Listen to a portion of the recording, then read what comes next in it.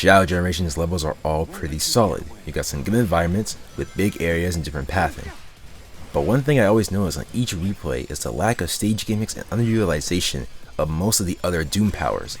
Now don't get me wrong, all the Doom powers get their time to shine. They all have their own respective levels, challenges, and bosses. But the only ones you really get to use throughout the whole game are Spear and Blast. Despite the game being short, those two really get a lot of the spotlight, and most of the game feels like that they were designed as more core abilities than the rest. Like, you actually need to utilize Spear less than an hour in, and you use Blast in one of the missions and Bio-Lizard. After that, all the stages give you opportunities to use them both. Every other ability gets the shadow treatment because they are all terrain specific. Doom Surf, water. Doom Morph, you swim through lean. And Wing, only Radical Highway was designed with it in mind. It's effectively useless anywhere else. See, SA2, Unleashed, and Colors all had decent shortcuts or secrets that make replaying the game with all your abilities way more engaging. Shadow Gens doesn't have this at all, and this wouldn't be a bad thing if the rest of the stages had built upon their level gimmicks better than what we got. Every level in this game introduces a new gimmick. Space Colony Arc has gravity pads, Sunset Heights, water spouts, Rail Canyon has rails but also these huge fans that you only use once. Point is, they introduce neat stuff. The problem is that they don't push this neat stuff whatsoever. Nearly all the level gimmicks I just mentioned stop halfway into the stage. They're built up for a literal minute, and after that, nothing. Just back to classic, bare bones, basic gameplay.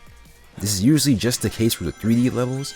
Some of the 2D levels have some spectacular moments and more engaging gameplay to match, but still, very bare bones.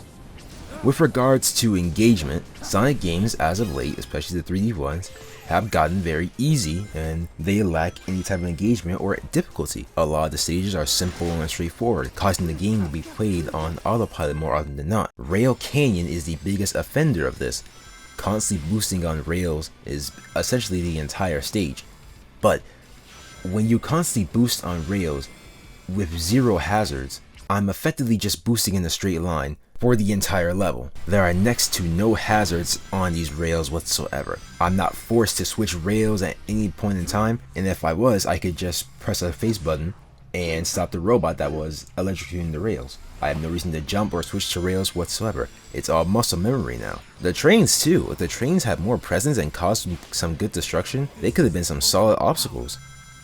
Instead, the game wants you to homing attack more than it wants you to actually platform. We're losing recipes here. Now the crazy thing is that you experience more platforming, usage of Doom powers, and stage gimmicks along with some difficulty in the side missions.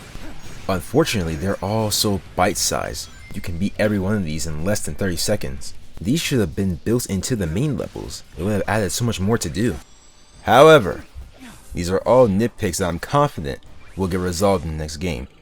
We are definitely in that middle ground where things are greatly improving but still need some tweaking.